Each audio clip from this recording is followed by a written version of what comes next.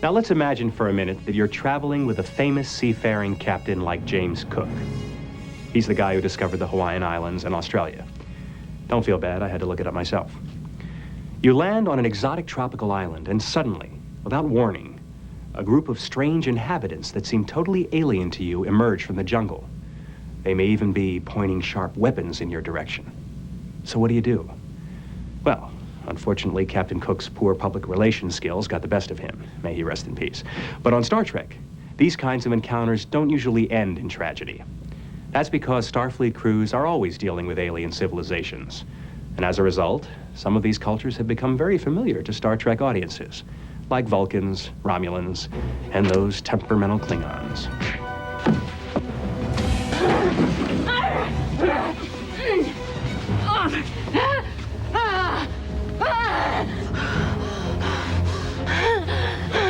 Alana Torres is one of the Maquis officers.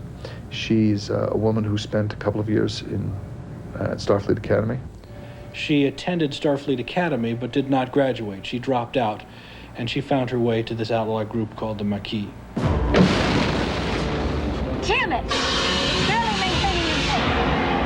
I can't get any more out of it. Be creative! How am I supposed to be creative with a 39-year-old rebuilt engine? She's basically at war with herself, with the two sides of herself. She wants to identify more with her human side and very much resents her primitive Klingon side, although she doesn't really acknowledge that that's what gives her probably an edge over a lot of other people.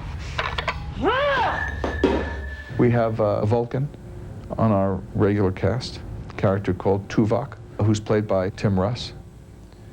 A good point for trivia fans of Star Trek. Tim Russ was the first runner-up for the role of Geordi 8 years ago.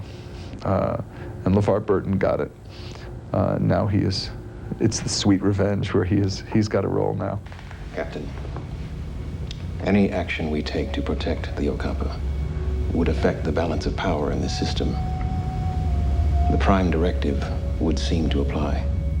When great adventurers like Lewis and Clark were planning their long journeys across the untamed U.S., they realized early on they could save a lot of time and energy by employing a guide, usually an Indian, who would help them communicate with the alien cultures.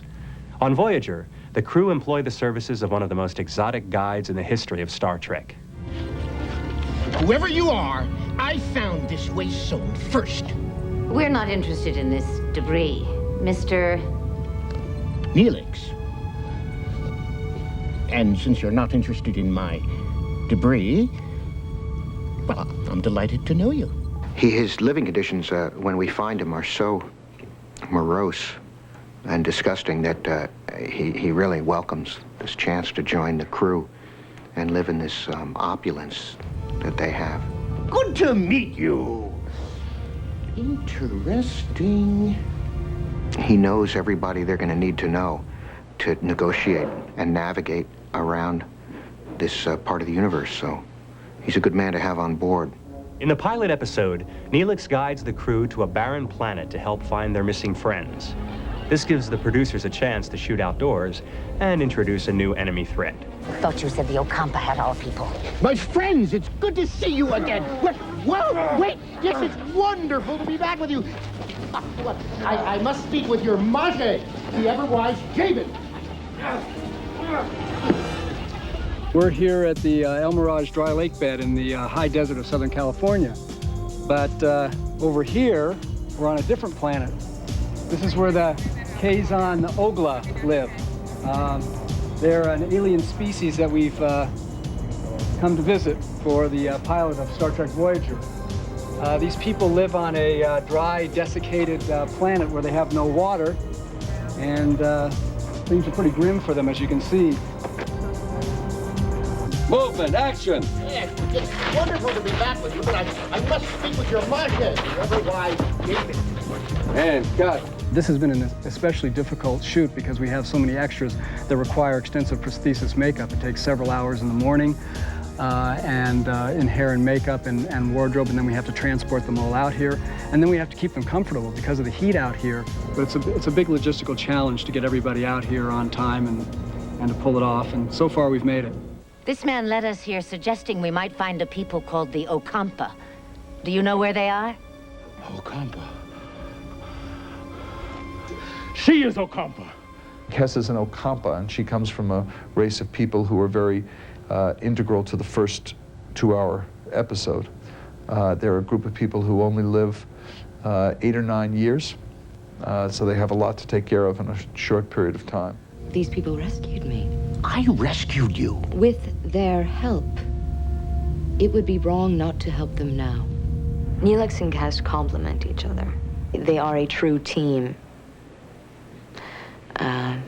Which makes way for a lot of humor and sincerity and intimacy. Remember Jules Verne's classic novel, A Journey to the Center of the Earth? In that story, a group of explorers discover a subterranean world full of danger, strange creatures, and must struggle to find a way to escape it.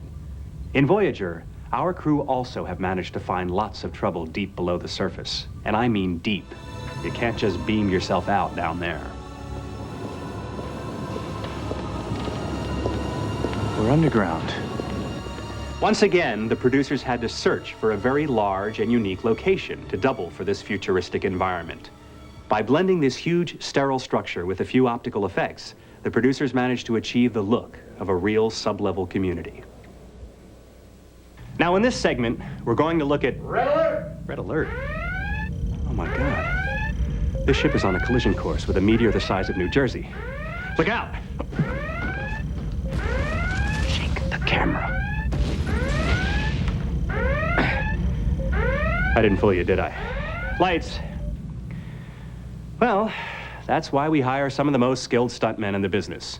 And for many years, the producers have called on one of Hollywood's best to fly, fight, flail, flip, and fall many a story in a single bound. His nickname, Danger. Time to do stunts.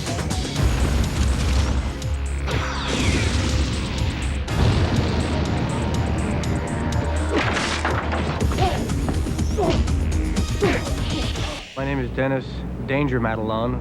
Danger is a nickname given to me by actor Robert Conrad. I've been with Paramount Studios for the last almost 7 years now. I went on TNG for 5 years, and then it turned into Deep Space Nine. We've been doing now for 2.5, 3 years, and now the Voyager. So we'll be shooting to the year 2000 something, I think.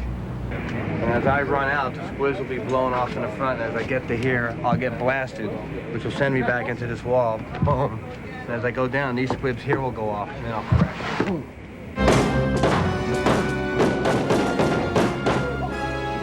Now, there are two things that can really ruin your day when you're exploring the cosmos. One is an unscheduled enemy attack, and the other is one of those bizarre space fluctuations that send people flying all over the place. On Voyager, we're facing these kinds of problems all the time. And that's when Dennis performs some of his most difficult stunts. Making everything as safe as possible, that's number one. I want a great-looking stunt, and I want everything to look as realistic and as hard as possible, but totally safe. Next up, we'll go behind the scenes with Starfleet's newest captain and the crew for a day in the life of Star Trek Voyager.